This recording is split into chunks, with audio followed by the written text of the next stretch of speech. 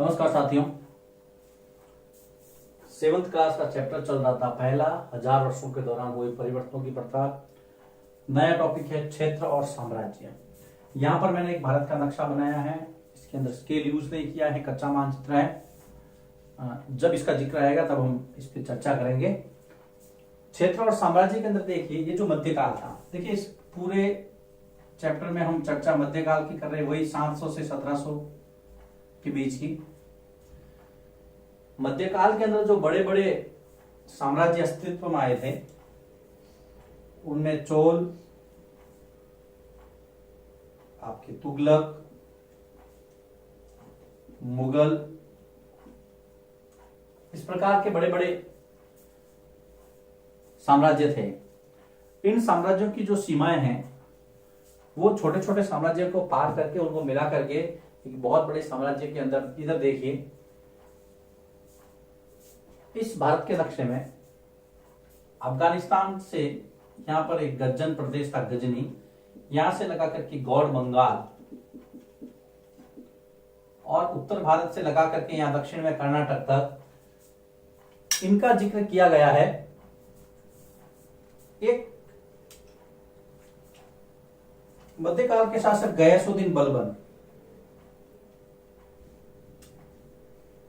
जी हाँ मित्रों, इस शासक का नाम दिया गया है गयासुद्दीन बलबन, जिसका कार्यकाल 1266 से 1282। कहने को ये गुलाम वंश का राजा था, जिसकी चर्चा हम चैप्टर संख्या 3 में करेंगे। गुलाम वंश से संबंधित था ये। इसकी जो सीमाएं हैं देखिए, जैसा कि मैंने जिक्र किया, आपके दक्षिण में कर्नाटक, यहां पर पश्चिम में गजनी अफगानिस्तान, ये आपके पूर्व में बंगाल, यहां तक फैली हुई बताते हैं। इसका जिक्र एक संस्कृत प्रशस्ति में मिलता है। प्रशस्ति जो कि संस्कृत भाषा में लिखी गई थी, उसके अंदर इसका जिक्र दिया है कि गुलाम वंश का एक शासक जिसकी सीमाएं, इसका विस्तार पश्चिम से लगा के पूर्व में बंगाल तक, दक्षिण में कर्नाटक, तो ये इतना बड़ा साम्राज्य था। और ऐसे जो साम्राज्य थे, चाहे वो चोल हो, तुगलक हो, मुगल हो, इनको एक नाम दिया गया है सर्व क्षेत्रीय साम्राज्य। याद रखना, एक प्रश्न आएगा आगे कि सर्व क्षेत्रीय साम्राज्यों से आप क्या समझते हैं। सर्व क्षेत्रीय साम्राज्य, उसके बाद में जब सर्व क्षेत्रीय साम्राज्य 18वीं सदी के अंदर टूटने लगे तो छोटे छोटे राज्य बने। छोटे छोटे क्षेत्रीय राज्य, रीजनल जो स्टेट्स थे, वो अस्तित्व में आए। छोटे छोटे राज्य अस्तित्व में आए, जिनको कहा गया क्षेत्रीय राज्य। पहले देखिए, सर्व क्षेत्रीय साम्राज्य में चोल, तुगलक और मुगल, इस प्रकार से बड़े साम्राज्य थे। और छोटे साम्राज्य जब इनके टूट गए 18वीं शताब्दी के अंदर, आगे हम पढ़ेंगे अगले अध्यायों के अंदर, तो छोटे छोटे राज्य जो है, क्षेत्रीय राज्य, रीजनल जो स्टेट्स थे, वो अस्तित्व में आए। अब यहां पर देखिए, हम बात कर रहे हैं चेंजेज, 1000 वर्षों के दौरान क्या चेंज हुआ। तो अब हम कुछ धार्मिक बदलावों की बात करेंगे। भारत में, यानी कि इस उपमहाद्वीप में पहले से एक जो धर्म था वो था हिंदू धर्म। तो पहले इसके अंदर क्या क्या बदलाव हुए। हिंदू धर्म के अंदर जो बदलाव रेखांकित किए गए, जो बदलाव इतिहासकारों को नजर आए, एक तो उनकी धार्मिक आस्था, और पूजा पद्धति, ये बदली। अब ये कैसे बदली, इसका वर्णन हम इन बिंदुओं के तहत कर सकते हैं। सबसे पहला था कि पुरोहितों का ब्राह्मणों के रूप में वर्चस्व बढ़ गया। यहाँ पर जो पुरोहित थे उनका साम्राज्य के अंदर आदर बढ़ा, वर्चस्व भी बढ़ा। और किस रूप में? ब्राह्मणों के रूप में, क्योंकि वो संस्कृत बोलते थे। ब्राह्मणों के रूप में वर्चस्व बढ़ा, क्योंकि वो संस्कृत बोलते थे, तो लोग उनको सबसे आगे रखते थे किसी भी कार्य के अंदर। दूसरा जो था कि राजाओं द्वारा मंदिरों का इस समय निर्माण किया गया। देखिए, हम बात करें हिंदू धर्म में क्या क्या बदलाव हुआ। राजाओं द्वारा मंदिरों का निर्माण करवाया गया, निर्माण करवाया। दूसरा जो चेंज था, तीसरा था कि यहां पर नए देवी देवताओं की पूजा शुरू हुई, नए देवी देवताओं की पूजा शुरू हुई। देखिए हम पढ़ रहे हिंदू धर्म में क्या क्या चेंज आए, पुरोहितों का वर्चस्व बढ़ा, राजाओं ने मंदिरों का निर्माण करवाया, नए देवी देवताओं की पूजा, अलग अलग देवी देवताओं की मूर्तियां बना करके उनकी पूजा की जाने लगी। और राजाओं ने इस समय ब्राह्मणों को संरक्षण दिया, वर्चस्व बढ़ने के राजाओं द्वारा संरक्षण देने का मतलब है उन्हें अपने पास में रखा, उनको जमीनें दी, उनको साम्राज्य में स्थान दिया। ये मध्यकाल की बात कर रहे हैं हम। हिंदू धर्म में क्या क्या बदलाव आए। सबसे इंपॉर्टेंट बदलाव था इस समय भक्ति की अवधारणा, इसका विस्तार हुआ। भक्ति की अवधारणा का विस्तार हुआ, यानी कि भक्ति कोई भी व्यक्ति कर सकता था। अब देखिए ये विस्तृत अवधारणा सामने आई। कर्मकांड और जो अंधविश्वास थे उनके अंदर यहां पर थोड़ी सी कमी आई। व्यक्ति भक्ति के द्वारा भगवान को याद कर सकता था और व्यक्तिगत प्रयास से भगवान को प्राप्त कर सकता था।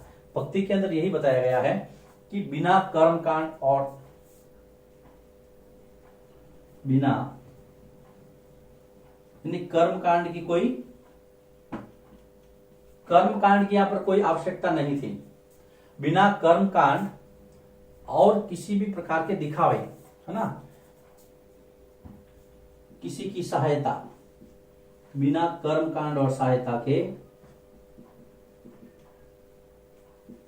भगवान को व्यक्तिगत प्रयासों से खुद प्राप्त किया जा सकता है। ये एक नया विश्वास पैदा हुआ। इसका मतलब ये है कि किया जा सकता है। देखिए आगे आपको प्रश्न मिलेगा कि मध्यकाल के अंदर धार्मिक क्या क्या बदलाव हुए। उस समय आपको हिंदू धर्म के बारे में बताना पड़ेगा, इसलिए ध्यान से इसको देखिएगा, समझिएगा। भक्ति की जो अवधारणा है उसका विस्तार हुआ था। अब हम बात करेंगे, यहां पर एक नया धर्म आया था। हिंदू धर्म के अंदर जो चेंजेस थे वो तो हमने देख लिए, लेकिन इसके साथ में भारत के अंदर एक नया धर्म आया था और वो नया धर्म था मित्रों इस्लाम। जी हाँ, अभी धर्म आया कैसे? भारत के अंदर यह धर्म पहुंचा था मुख्यतः व्यापारियों के द्वारा, अप्रवासियों के द्वारा, आक्रमणकारियों के द्वारा। व्यापारियों,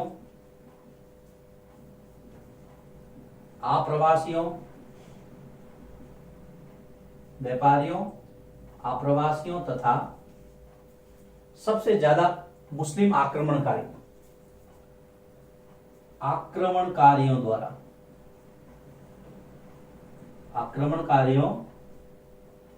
द्वारा यह धर्म भारत पहुंचा।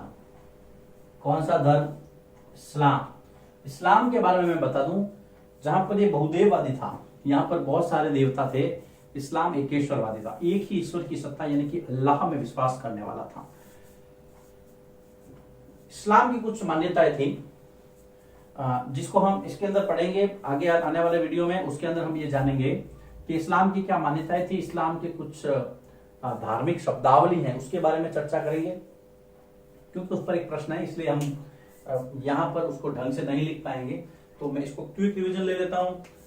क्षेत्र और साम्राज्य पढ़ने थे हमें, तो बड़े बड़े जो साम्राज्य थे, चोल, तुगलक और मुगल, जिनको सर्व क्षेत्रीय साम्राज्य मध्यकाल के अंदर कहा गया, यही 18वीं शताब्दी का जब समय आया तो ये बड़े बड़े साम्राज्य जो है वो टूट गए, उनका पतन होने लगा, तो छोटे छोटे क्षेत्रीय साम्राज्य अस्तित्व में आए। यहाँ पर एक राजा का नाम दिया है मध्यकाल का, गियासुद्दीन बलबन, जो कि यहाँ पर दिल्ली का राजा था। 1266 से 1282 इसका कार्यकाल बताया जाता है दोस्तों। इसकी जो सीमाएं हैं वो देखिए, गजनी से पूर्व पश्चिम में गजनी से लगा के पूर्व में बंगाल तक, और यहाँ पर दक्षिण तक कर्नाटक। तो इसका मतलब इसका बहुत बड़ा साम्राज्य था। गियासुद्दीन बलबन, इसका जिक्र एक संस्कृत प्रशस्ति में किया जाता है अकॉर्डिंग टू सिलेबस, मैंने आपको बताने का प्रयास किया है। ये छोटा सा टॉपिक था। उसके बाद में धार्मिक बदलाव क्या क्या आए मध्यकाल में, और सबसे पहला धर्म हमने लिया हिंदू धर्म, जो कि पहले से यहाँ पर चल रहा था। उसके अंदर पहला देखिए, पुरोहितों का ब्राह्मणों के रूप में वर्चस्व बढ़ा, ये शब्द आपको याद रखना है। दूसरा, यहाँ पर राजाओं ने मंदिरों का निर्माण करवाया। तीसरा, नए देवी देवताओं की पूजा शुरू हुई। चौथा, राजाओं ने ब्राह्मणों को संरक्षण दिया, अपने यहाँ रखा, उनको जमीनें दी, उनको कर मुक्त जमीन दी। पांचवा और सबसे इंपॉर्टेंट जो चेंज था वो था भक्ति की अवधारणा का विस्तार हुआ यहाँ पर, जो कि कर्मकांड, बिना कर्मकांड और बिना किसी सहायता के व्यक्तिगत प्रयास, इंडिविजुअल एफर्ट्स, उसके माध्यम से आप भगवान को प्राप्त कर सकते। एक नया धर्म इस्लाम आया था। इस्लाम की मान्यता मैं अगले वीडियो में बताऊंगा। इस्लाम आया कैसे? व्यापारियों द्वारा, अप्रवासियों द्वारा और आक्रमणकारियों द्वारा। आक्रमणकारियों ने यहाँ पर इस्लाम को अपना उद्देश्य बना लिया था, इस्लाम का प्रचार प्रसार करना। तो यहाँ पर पहला चैप्टर चल रहा है और मैंने पहले ही कहा था इसकी एक लंबी वीडियो सीरीज चलेगी, छोटे छोटे वीडियोज हैं। फिर से मैं कहता हूं आप अपना रजिस्टर, नोटबुक तैयार रखें और टॉपिक वाइज, और यहाँ पर डेट लगाना भी थोड़ा अगर लगाएंगे तो मेरे ख्याल से सही रहेगा। तारीख वाइज रजिस्टर में इसको एंटर करते रहें। इस्लाम के अंदर क्या सिद्धांत है इस्लाम के, और इस्लाम की जो शब्दावली है, और उसके बाद में इस पाठ का समापन होगा अगले वीडियो में।